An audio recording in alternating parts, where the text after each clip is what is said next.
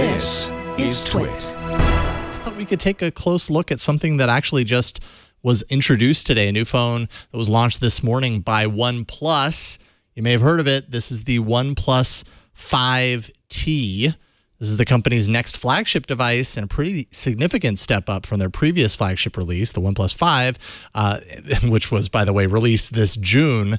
And so I thought, hey, I have it. I mean, literally, the embargo lifted on this morning. I've got it in my hands, my right hand right here. So we can kind of take a look at it and see how it compares. And, oh, what is your iPhone doing in this screen? This is not that kind of segment, Megan. If you want to pay twice as much, you could get this. Well, yeah, so interesting. So go ahead and put that back because you will see here. Let me get into this one. Not centered.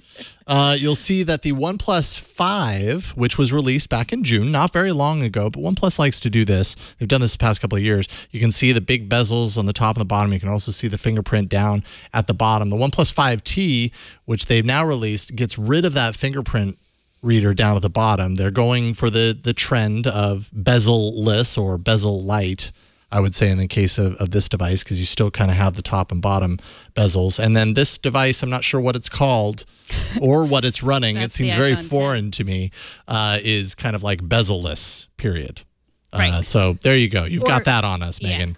I know. Well, I guess I was pointing it out because, I mean, everyone says, oh, the iPhone 10 is such a beautiful phone. But when you hold them up, they're all beautiful. Yeah. They've all got a very nice, sleek kind of quality, all their own identity. There you go. And that one is literally half the price of the iPhone 10, right? Yeah. And OnePlus has always been a pretty budget-minded, but not in the sense that the devices don't stand up to high-end premium devices. When they first started with the OnePlus One, I think it was somewhere around like less than $300.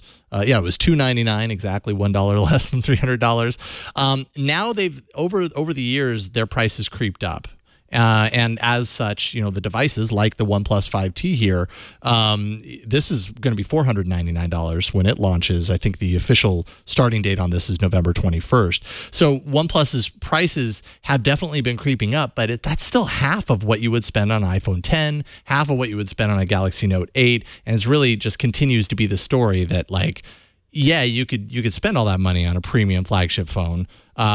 You could spend half that and still get a pretty dang nice phone. That's so what are you getting in there? I mean, in the OnePlus 5T, so obviously, you know, design-wise, you're getting a little bit different of a story compared to the OnePlus 5 that launched not too long ago. That fingerprint reader has moved to the back, and personally, from my experience, that's probably my favorite place to have a fingerprint reader. They've also included something new on here, which is a facial recognition for entry, which I'm assuming, because I haven't had a chance to really dive into it yet, is a lot less technical than what iPhone 10 is doing. You know, on the iPhone 10, they've got a whole bevy of different sensors up there to do that securely. This is probably less of that. It's using the front-facing camera. So, you know, it's maybe not the most secure, but being that you have the fingerprint sensor on the back and have that activated, that'd be one extra way to kind of save yourself if it's setting on the table or whatever.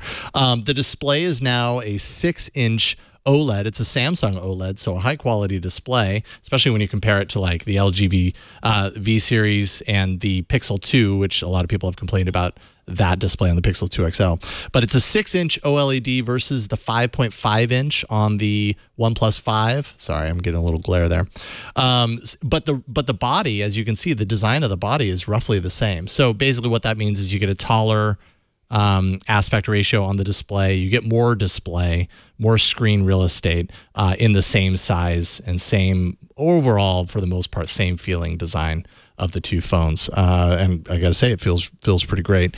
They've apparently redesigned the dual camera setup in the back to allow for better low light performance. Again, I've only had this open for like an hour or two, so I haven't had a chance to really play around with that. And then they have this thing that you might not have heard of before. Maybe you've forgotten about. It's this little hole down here. What is that hole for? It's for plugging in headphones.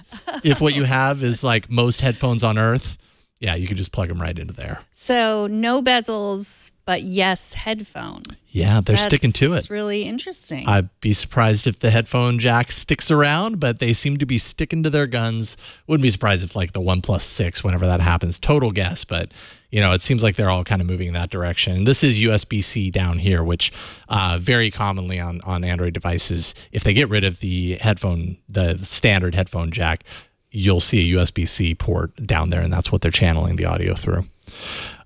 So it's available in all sorts of colors. If your favorite color is black, it's just this color, at least at launch. But it's kind of a nice phone. It is shipping with Android 7.1. That's Nougat right out of the gate. They have promised Oreo, but we don't know when that's going to happen.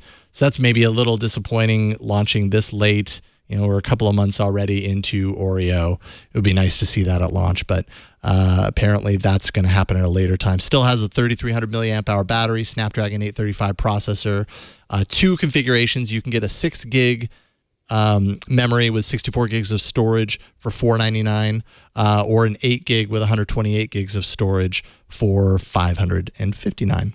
So that's the OnePlus 5T. Kika in the chat room wants to know if it works on Verizon, because I guess the OnePlus 5 did not work on I'm Verizon. guessing that it doesn't. I'm frantically Googling because I did not look that up. I'm really pretty sure that this does not, and my quick Google searching is showing me that it probably does not.